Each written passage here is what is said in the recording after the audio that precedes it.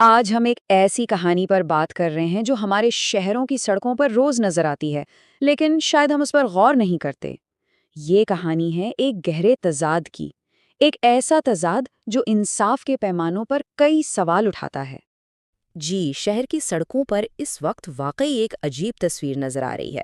ایک ایسی تصویر جس کے دو بالکل الگ الگ رخ ہیں۔ آئیے پہلے اس کا ایک رخ دیکھتے ہیں۔ تو اس تصویر کا پہلا رخ ہے روزی روٹی پر حملہ۔ یہ کہانی کا وہ حصہ ہے جو سیدھا سیدھا غریب کی بقا کی جدوجہد سے جڑا ہے۔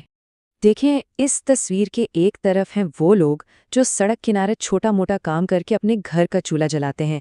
یہ وہ محنت کش ہیں جو ہماری شہری زندگی کا ایک اہم حصہ ہیں، بھلے ہی انہیں اکثر نظر انداز کر دیا جاتا ہو۔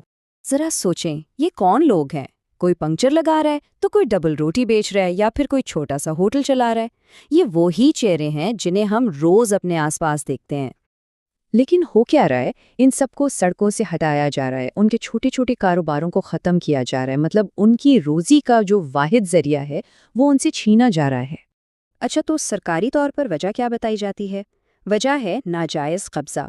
قانون کی نظر میں یہ لوگ سرکاری زمین پر غیر قانونی طور پر بیٹھے ہیں اور اسی بنیاد پر ان کے خلاف یہ کارروائی ہو رہی ہے۔ لیکن کہانی یہاں ختم نہیں ہوتی۔ آپ ذرا اسی تصویر کا دوسرا رخ دیکھیں۔ یہ پہلو بہت تشویشناک ہے، ایک ایسا خطرہ جسے مکمل طور پر نظر انداز کیا جا رہا ہے۔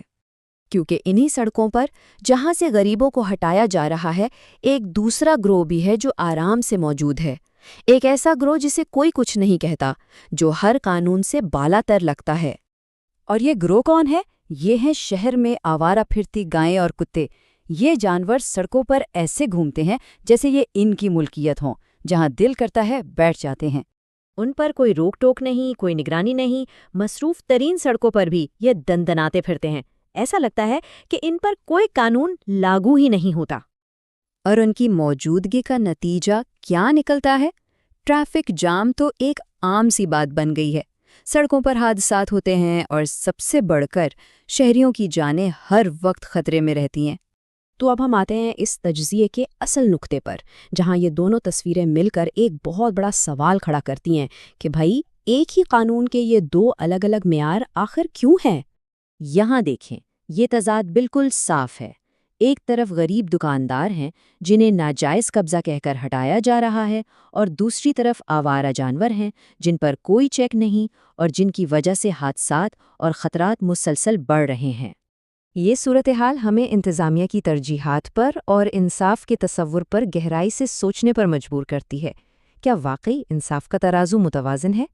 یہی واضح فرق ایک بہت بنیادی سوال کو جنم دیتا ہے، اور وہ سوال یہ ہے کہ کیا قانون صرف غریب کے لیے ہے؟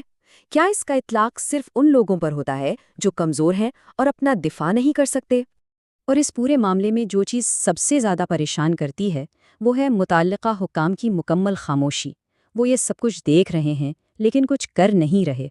یہ خاموشی کس کی طرف سے ہے؟ ذمہ داری داروں کی طرف سے، نگر پریشد ہو، بی این سی جیسے مقامی شہری ادارے ہوں، یہ خود حکومت، سب نے اس مسئلے پر آنکھیں بند کی ہوئی ہیں۔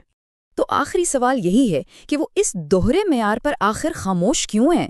ان کی ذمہ داری تو تمام شہریوں کی حفاظت اور سب کے لیے انصاف کو یقینی بنانا ہے، لیکن یہاں تو دونوں ہی چیزیں نظر انداز ہو رہی ہیں۔ آخر میں یہ سمجھنا بہت ضروری ہے کہ یہ معاملہ صرف سڑکوں پر ناجائز قبضے کا نہیں ہے، یہ اس سے کہیں زیادہ گہرا اور پیچیدہ ہے۔ یہ سوال ہے انصاف کے توازن کا۔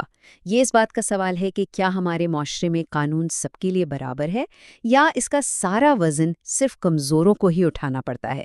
یہ ایک ایسا سوال ہے جس کا جواب ہم سب کو مل کر تلاش کرنا ہوگا۔